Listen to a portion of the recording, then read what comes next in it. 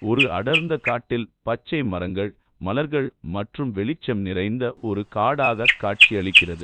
அதன் நடுவில் ஒரு வெள்ளை முயல் காய்கறிகளை தேடிக் கொண்டு குதிக்கிறது. அந்த முயலுக்கு நீண்ட செவிகள், பெரிய விழிகள் மற்றும் சந்தோஷமான முகம் உள்ளது. இப்பொழுதுதான் முயலும் பூனையும் சந்திக்கும் தருணம். அங்கு ஒரு சோம்பேறி பூனை ஒரு மரத்தினடியில் சோம்பேறியாக படுத்திருக்கிறது.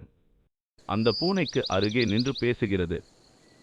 அந்த முயலானது கூடையில் பல வண்ண காய்கறிகள் மற்றும் பழங்களை கொண்டு வந்து பூனையுடன் பகிர்கிறது. இப்போதுதான் நரி தாக்குதல்.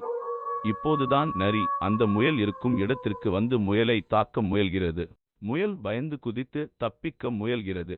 உடனே பூனையானது பயந்து ஒரு புதருக்குள் மறைந்துவிட்டது. இப்போது முயல் தனியாக சிந்திக்கிறது.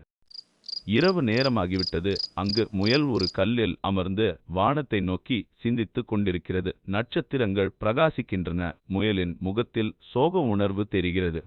முயல் பூனைக்கு நடந்ததை சொல்லுகிறது. இப்பொழுதுதான் உண்மையான நட்பு தொடங்குகிறது.